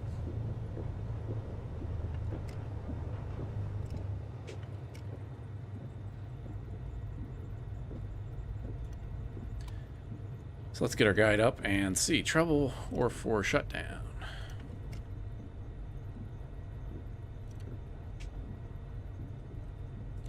So after landing, aux pumps are low during landing row. They're off now. Cowl flaps are open.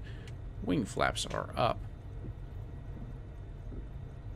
Is there a time when I should be using cowl flaps? Probably, I would imagine. And then, so when we get up here to a parking spot, which we'll do right here. So when brakes are cool, we can park. We can hit the parking brake. Avionics master switch can go off. Avionics is here. We'll bring our throttle idle. We'll bring the mixture back down. We'll cut the engines. Cut magnetos. Flaps should be up. Aux fuel pumps are off. Magnetos are off. Mixtures run out, will cut off. Battery and alternator can come off, so we'll bring the alternators off. Engine stopped. We can put the control locks back. And we can remove our fuel, or we should turn our fuel tanks to off. So that goes the opposite way that I think. Off, off, okay. So fuel tanks to off. We can open up the cabin door. Let everyone get on out. It's not gonna let me open it.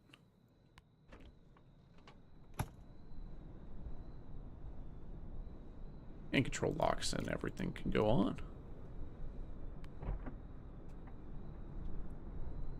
Alright, so we're here on the ground. Now is the moment of truth. What have we done to this poor airplane?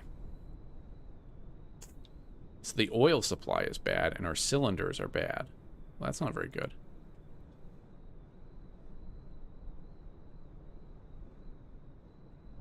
So they're fixing the oil supply, it looks like.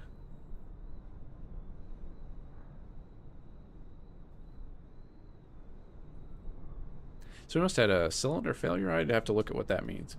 Interesting. So, yeah, if you mistreat the airplane, you'll break the cylinders. That's maybe not on realistic mode. Probably not on regular mode. But yeah, there is quite a lot of... there's a lot of depth to this. I think that's really interesting.